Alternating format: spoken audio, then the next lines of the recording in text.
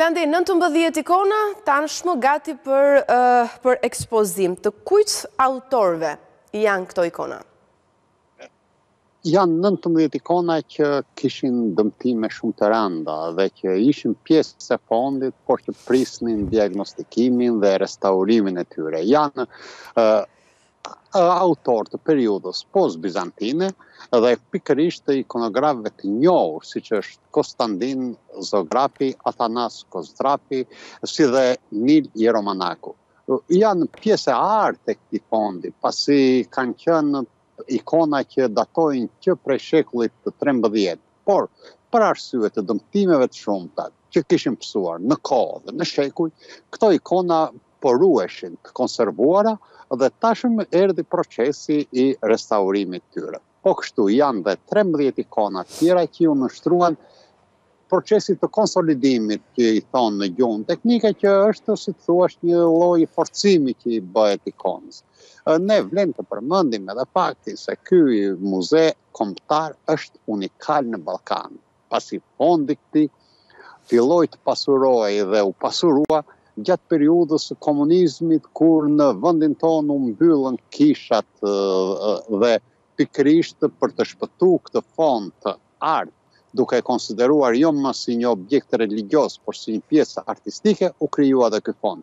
Pasi në vendet tjera ku nuk u mbyllën kishat, fondi i ikonave ka vendin kish, ndërsa ne i mbyllim ato dhe i konservuam këtu. Megjithatë mbetet një ndër objektet më të vizituara jo vetëm nga shqiptarë, por tuaj.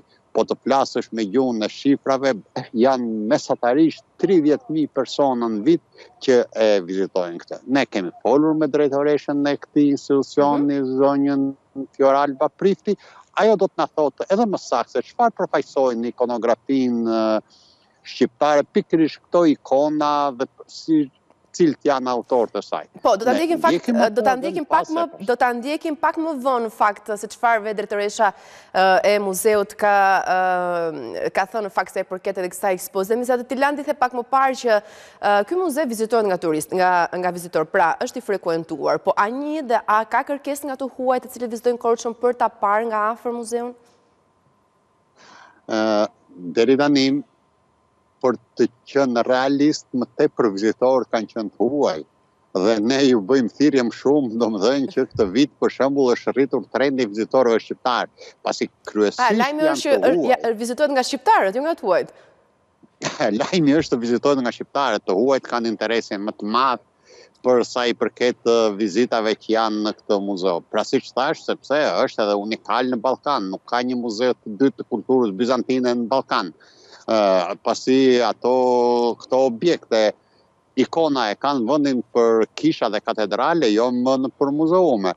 Por këtu ka një interes shumë të madh të huajve. Megjithatë, vitet e fundit është vënë re dhe një trend nga vizitorët shqiptarë. Dhe ky është një lajm i mirë. Në fakt nuk e di nëse Regjia do më konfirmoj nëse kemi gati edhe intervistën që ti ke realizuar me drejtoreshën e muzeut. Regjia duhet më konfirmoj. Atëre, në fakt do të ndjekim vetëm pak çaste më pas sa e ndjekim në këtë moment. Më konfirmojnë që është gati. Okej.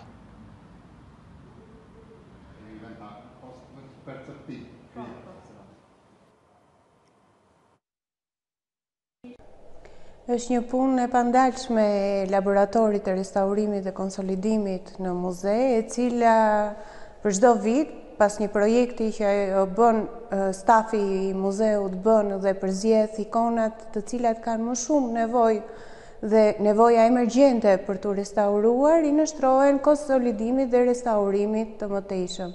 Merren nga fondet, i nështrohen një diagnostikimi për të parë çfarë ato kanë, nevoja shkanë dhe më pas i nështrohen restaurimit.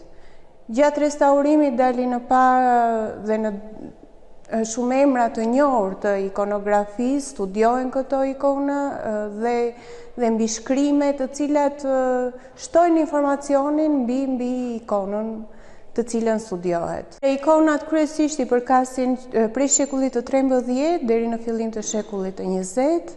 Këtë vit ne zbuluam një ikonë të Konstantin Jeromonakut, një autor tepër i talentuar, me origjinë nga Voskopoja, ndërkohë të Konstantin dhe Athanazografit, ikona tepër të vlefshme me vlera të larta artistike, Nilu Jeromonaku që i përket shekullit, fillimit fundit të 19-s, fillimit të shekullit të 20. Landi, unë të falenderoj për të lidhe këtë raportim të drejt për drejt.